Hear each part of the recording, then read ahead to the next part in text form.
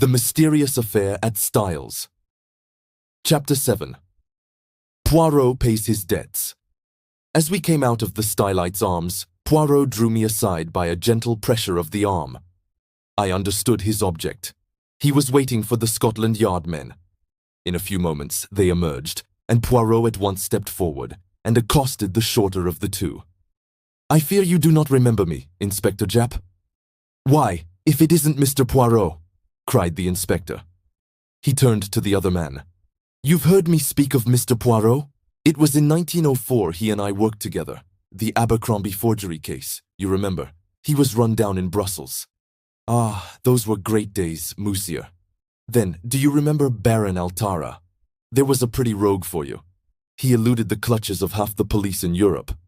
But we nailed him in Antwerp, thanks to Mr. Poirot here."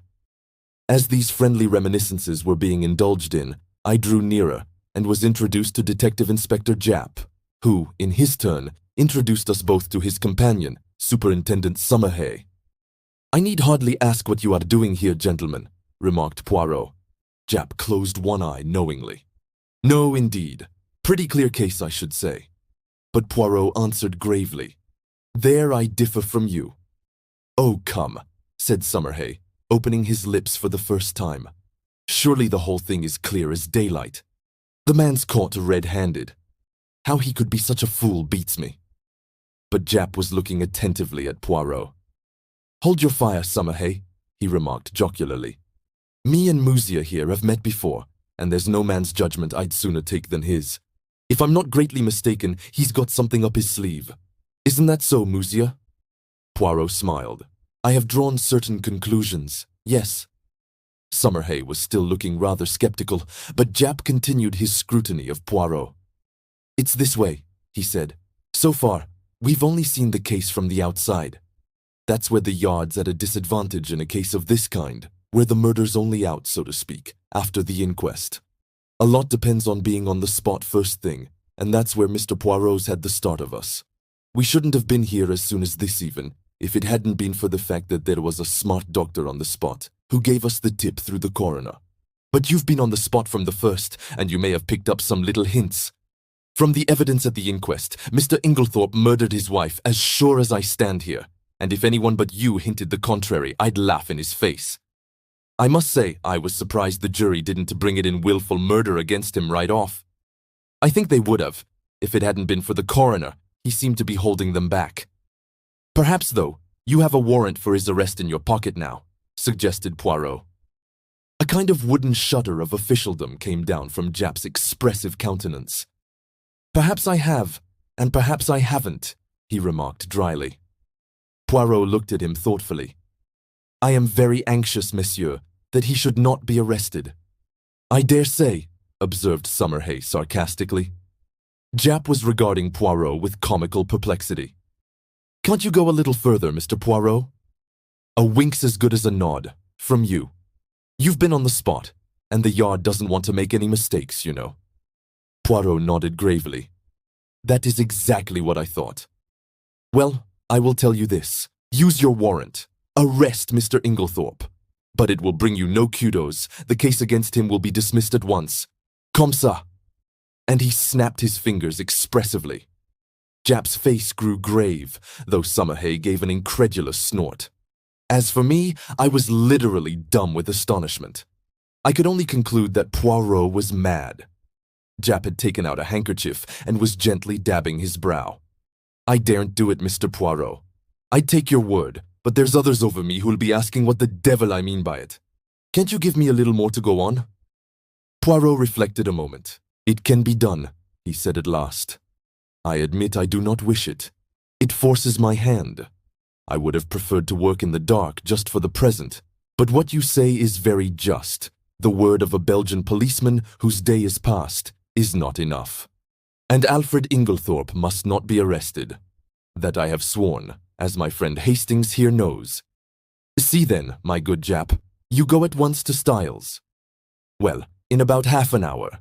We're seeing the coroner and the doctor first. Good. Call for me in passing, the last house in the village. I will go with you.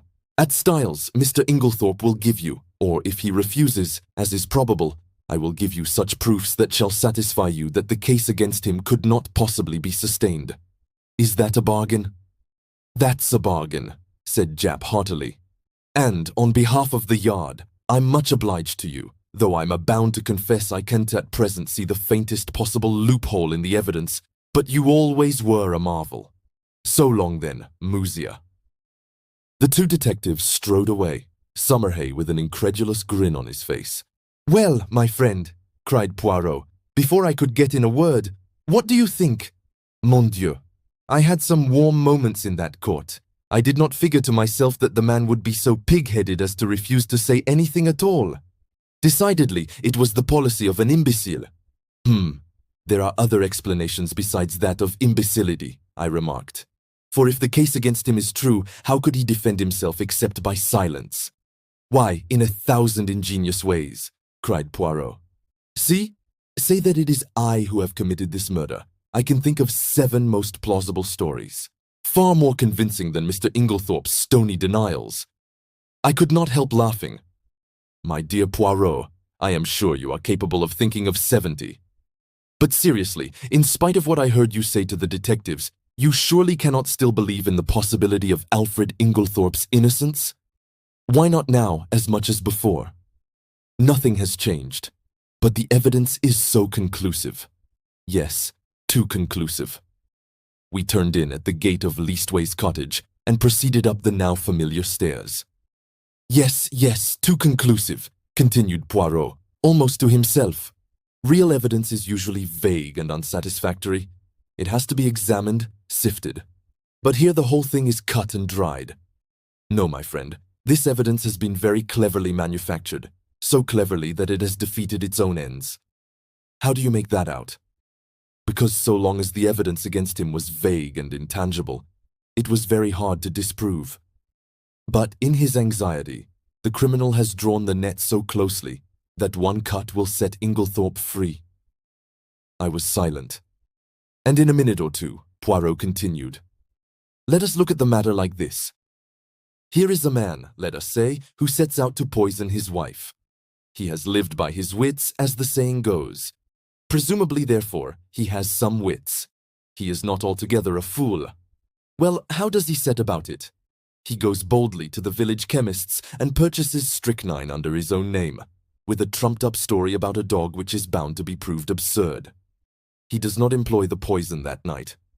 No, he waits until he has had a violent quarrel with her, of which the whole household is cognizant, and which naturally directs their suspicions upon him. He prepares no defense, no shadow of an alibi, yet he knows the chemist's assistant must necessarily come forward with the facts. Bah! Do not ask me to believe that any man could be so idiotic. Only a lunatic who wished to commit suicide by causing himself to be hanged would act so. Still, I do not see, I began. Neither do I see. I tell you, mon ami, it puzzles me. Me, Hercule Poirot. But if you believe him innocent, how do you explain his buying the strychnine? Very simply. He did not buy it. But Mace recognized him. I beg your pardon. He saw a man with a black beard like Mr. Inglethorpe's, and wearing glasses like Mr. Inglethorpe, and dressed in Mr. Inglethorpe's rather noticeable clothes. He could not recognize a man whom he had probably only seen in the distance, since, you remember, he himself had only been in the village a fortnight, and Mrs. Inglethorpe dealt principally with coots in Tadminster. Then you think, mon ami, do you remember the 2 points I laid stress upon? Leave the first one for the moment. What was the second? The important fact that Alfred Inglethorpe wears peculiar clothes, has a black beard, and uses glasses, I quoted. Exactly. Now suppose anyone wished to pass himself off as John or Lawrence Cavendish. Would it be easy? No, I said thoughtfully. Of course an actor. But Poirot cut me short ruthlessly. And why would it not be easy? I will tell you, my friend, because they are both clean-shaven men. To make up successfully as one of these two in broad daylight, it would need an actor of genius and a certain initial facial resemblance. But in the case of Alfred Inglethorpe, all that is changed. His clothes, his beard, the glasses which hide his eyes, those are the salient points about his personal appearance. Now, what is the first instinct of the criminal? To divert suspicion from himself, is it not so? And how can he best do that? By throwing it on someone else. In this instance, there was a man ready to his hand. Everybody was predisposed to believe in Mr. Inglethorpe's guilt. It was a foregone conclusion that he would be suspected, but to make it a sure thing there must be tangible proof, such as the actual buying of the poison, and that, with a man of the peculiar appearance of Mr. Inglethorpe, was not difficult. Remember, this young Mace had never actually spoken to Mr. Inglethorpe. How should he doubt that the man in his clothes, with his beard and his glasses, was not Alfred Inglethorpe? It may be so, I said, fascinated by Poirot's eloquence. But if that was the case, why does he not say where he was at 6 o'clock on Monday evening? Ah, why indeed, said Poirot, calming down. If he were arrested, he probably would speak, but I do not want it to come to that. I must make him see the gravity of his position. There is, of course, something discreditable behind his silence. If he did not murder his wife, he is, nevertheless, a scoundrel, and has something of his own to conceal, quite apart from the murder. What can it be? I mused, won over to Poirot's views for the moment, although still retaining a faint conviction that the obvious deduction was the correct one. Can you not guess? Asked Poirot, smiling. No, can you? Oh, yes, I had a little idea some time ago, and it has turned out to be correct. You never told me, I said reproachfully. Poirot spread out his hands apologetically. Pardon me, mon ami, you were not precisely sympathique. He turned to me earnestly. Tell me, you see now that he must not be arrested? Perhaps, I said doubtfully, for I was really quite indifferent to the fate of Alfred Inglethorpe, and thought that a good fright would do him no harm. Poirot, who was watching me intently, gave a sigh. Come, my friend, he said, changing the subject. Apart from Mr. Inglethorpe, how did the evidence at the inquest strike you? Oh, pretty much what I expected. Did nothing strike you as peculiar about it? My thoughts flew to Mary Cavendish, and I hedged. In what way? Well, Mr. Lawrence Cavendish's evidence, for instance? I was relieved. Oh, Lawrence. No, I don't think so. He's always a nervous chap. His suggestion that his mother might have been poisoned accidentally by means of the tonic she was taking, that did not strike you as strange, huh? No, I can't say it did. The doctors ridiculed it, of course, but it was quite a natural suggestion for a layman to make. But Monsieur Lawrence is not a layman. You told me yourself that he had started by studying medicine and that he had taken his degree. Yes, that's true. I never thought of that. I was rather startled. It is odd. Poirot nodded. From the first, his behavior has been peculiar. Of all the household, he alone would be likely to recognize the symptoms of strychnine poisoning, and yet we find him the only member of the family to uphold strenuously the theory of death from natural causes. If it had been Monsieur John, I could have understood it. He has no technical knowledge and is by nature unimaginative. But Monsieur Lawrence, no. And now, today, he puts forward a suggestion that he himself must have known was ridiculous. There is food for thought in this, mon ami.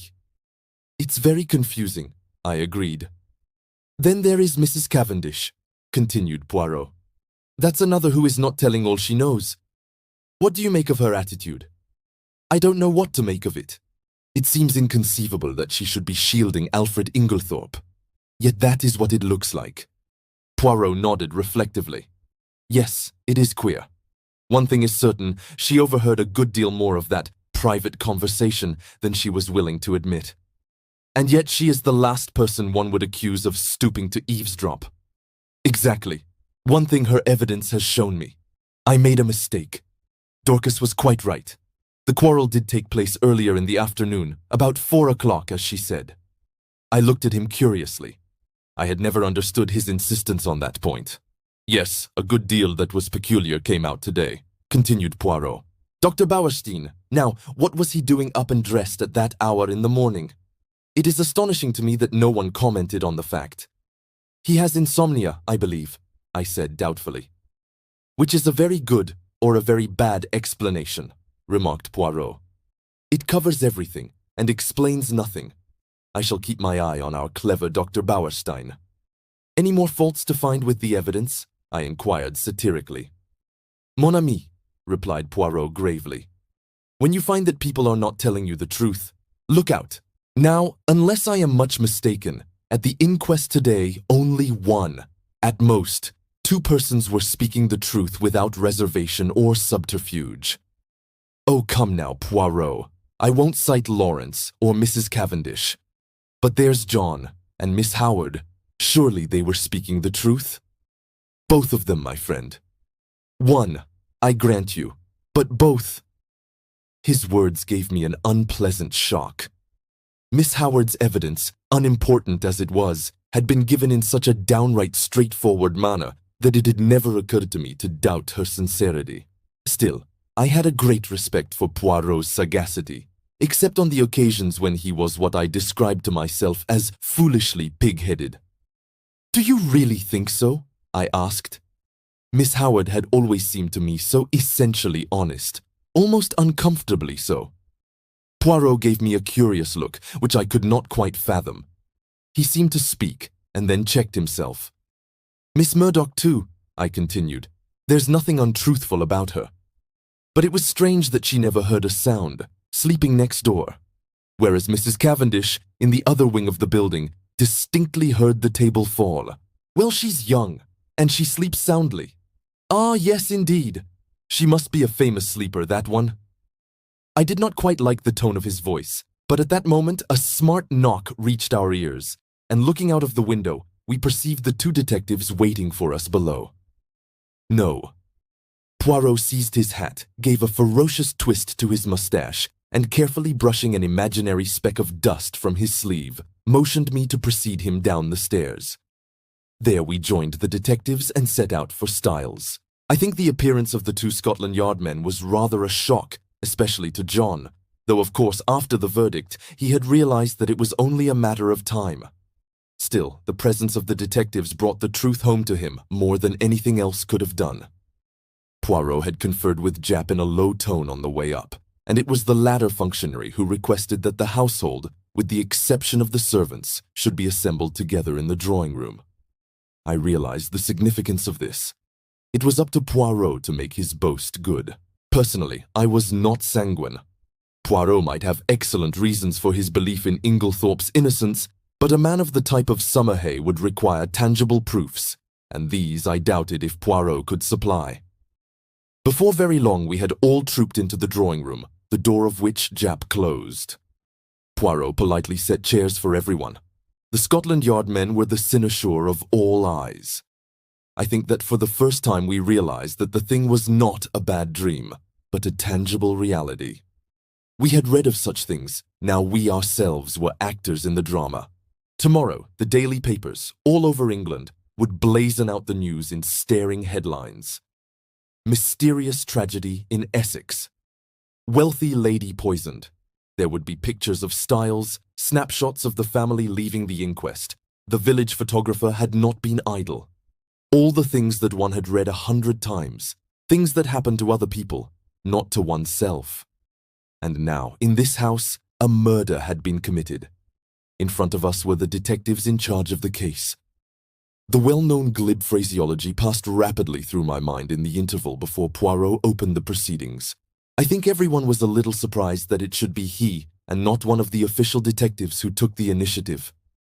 "Mesdames and messieurs," said Poirot, bowing as though he were a celebrity about to deliver a lecture, "I have asked you to come here all together for a certain object. That object, it concerns Mr. Alfred Inglethorpe." Inglethorpe was sitting a little by himself, I think, unconsciously. Everyone had drawn his chair slightly away from him, and he gave a faint start as Poirot pronounced his name. "Mr. Inglethorpe," said Poirot, addressing him directly, "a very dark shadow is resting on this house, the shadow of murder." Inglethorpe shook his head sadly. "My poor wife," he murmured. "Poor Emily. It is terrible." "I do not think, monsieur," said Poirot pointedly, "that you quite realize how terrible it may be, for you." And as Inglethorpe did not appear to understand, he added, "Mr. Inglethorpe, you are standing in very grave danger." The two detectives fidgeted. I saw the official caution. "Anything you say will be used in evidence against you," actually hovering on Summerhay's lips. Poirot went on. Do you understand now, monsieur? No. What do you mean? I mean, said Poirot deliberately, that you are suspected of poisoning your wife. A little gasp ran round the circle at this plain speaking. Good heavens, cried Inglethorpe, starting up. What a monstrous idea! I poison my dearest Emily?